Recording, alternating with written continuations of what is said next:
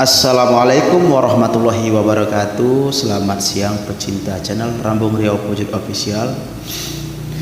Innalillahi wa inna ilaihi rojiun. Telah berpulang Ustadz Maher At-Tuwailibi ataupun Ustadz Sodi yang meninggal dunia di rumah tahanan rutan Mabes Polri hari ini, hari Senin tanggal 8 bulan 1 2021.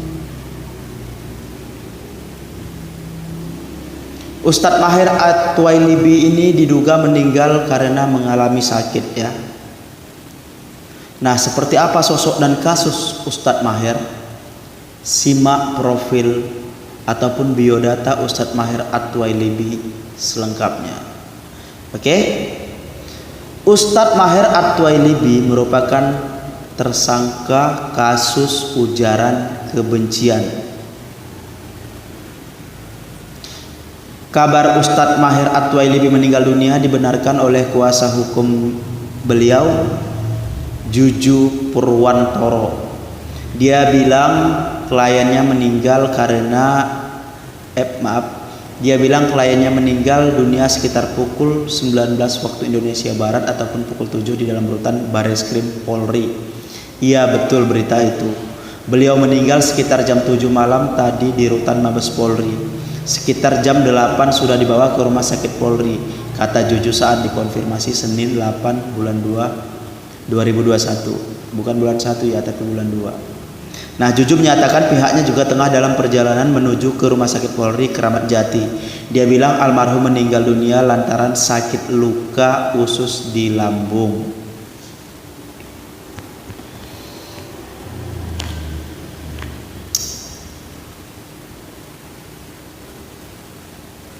Seperti di berita-berita itu, meninggalnya karena sakit sekitar seminggu lagi baru kembali ke rumah sakit Polri habis perawatan, jelas dia.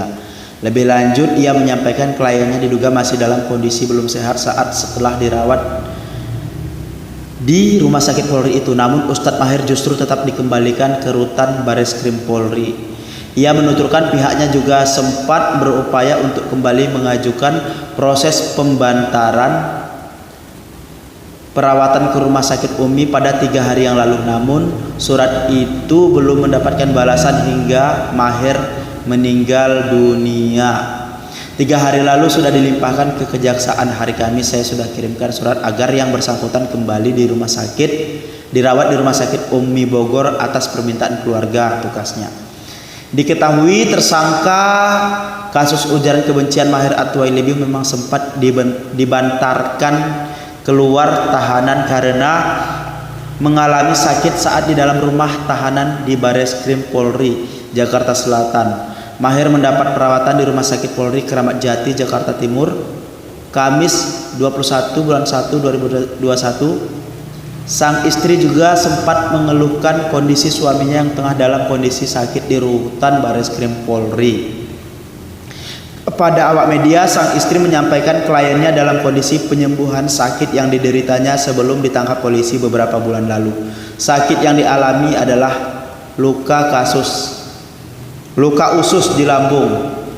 Maher selama ini kerap menyampaikan dakwah dan pandangannya melalui channel YouTube dengan akun Ustadz Maher At-Tuwailibi Official.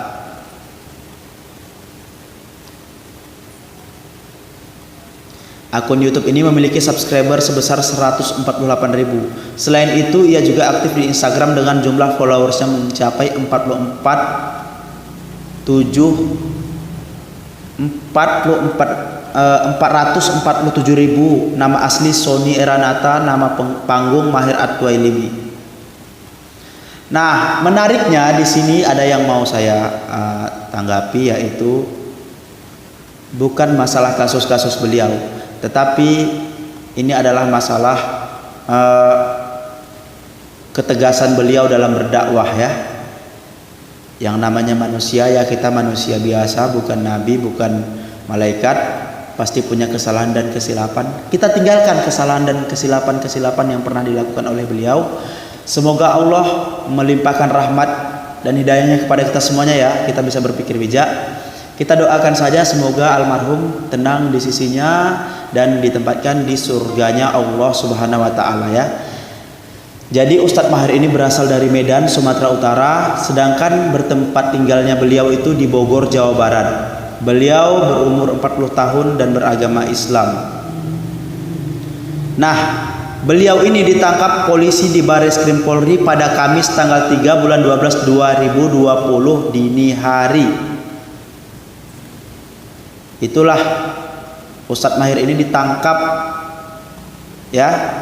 Pria yang juga disebut Ustadz Maher ini diduga ditangkap atas pasal penyebaran ujaran kebencian melalui ITE.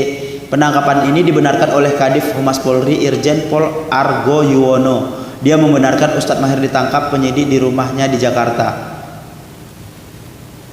Namun demikian, Argo tak menjelaskan lebih lanjut terkait kronologi dan dasar penangkapan Ustadz Maher. Dia ditangkap berdasarkan surat penangkapan bernomor SPK KAP 184-2-2020 Dittispid Cyber Maher At-Twailibi. Untuk pemeriksaan itu Ustadz Maher ditangkap dan dibawa ke Bareskrim Polri. Nah, sekarang yang mau saya tanggapi di sini adalah Ustadz Maher ini adalah sebenarnya Ustadz yang dulu jujur saja dulu saya itu tidak suka dengan isi ceramah beliau karena ceramahnya sangat kasar menurut saya. Tapi kalau kita pikir-pikir balik nih ya, dipikir-pikir balik lagi, dalam kekerasan beliau itu banyak sekali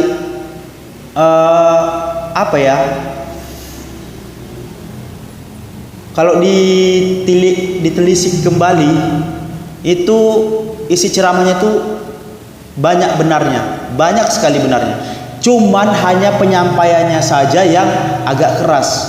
Ya itulah dia. Ya namanya kita manusia ya kan. Tidak semua ustadz itu cara penyampaiannya lembut seperti Ustadz Abdul Somad, Ustadz Khalid Basalamah, Ustadz Adi Hidayat. Tapi ada juga beberapa ustadz-ustadz yang cara penyampaiannya memang cara penyampaiannya agak keras. Dan mereka-mereka ini kerasnya itu di dalam berceramah saja. Kita kan tidak tahu yang asli kesehariannya, tetapi di dalam menyampaikan ajaran Allah mereka memang keras. Dan menurut saya apapun dan bagaimanapun juga beliau tetap adalah ustadz ataupun penceramah dan mubalik yang membawa pencerahan ke umat-umat muslim khususnya di masyarakat Indonesia. Jadi nggak ada salahnya. Yang namanya manusia ya pasti punya seperti ikan, sekurus-kurusnya ikan pasti ada tulangnya, dan segemuk-gemuknya ikan, sebanyak-banyaknya ikan itu yang ada daging pasti ada tulangnya. Itulah kata perumpamannya. Dan sekurus-kurusnya ikan pasti ada dagingnya gitu. Jadi begitulah, walaupun Ustadz Maher ini sudah mendapatkan gelar ustadz, pasti dia pun hanyalah manusia biasa yang sama seperti kita semuanya, mempunyai kelebihan dan kekurangannya.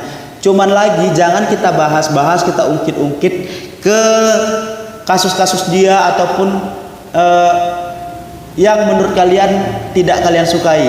Tapi marilah sama-sama kita mendoakan semoga arwah beliau ditempatkan di surganya Allah, di surganya yang paling terindah. Karena biar bagaimanapun juga almarhum Ustadz Maher ini ataupun Ustadz Soni ini adalah bagian dari pendakwah ataupun dai muslim di Indonesia yang notabene dia itu mengajak untuk seluruh umat manusia itu kembali ke jalan Allah, ke jalan yang benar, dan untuk mengingatkan sesama muslim bahwa hidup ini tidak selamanya hidup, bahwa ada lagi kematian. Dan beliau adalah salah satu ulama yang tegas menurut saya ya.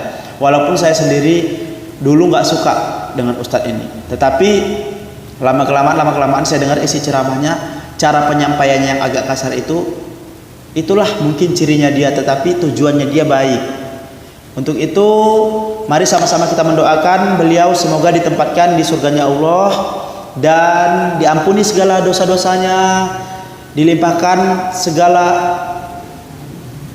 keindahan-keindahan di alam kuburnya, disinari kuburnya, diterangi kuburnya. Oke semuanya, billahi taufiq wal hidayah. Wassalamualaikum warahmatullahi wabarakatuh.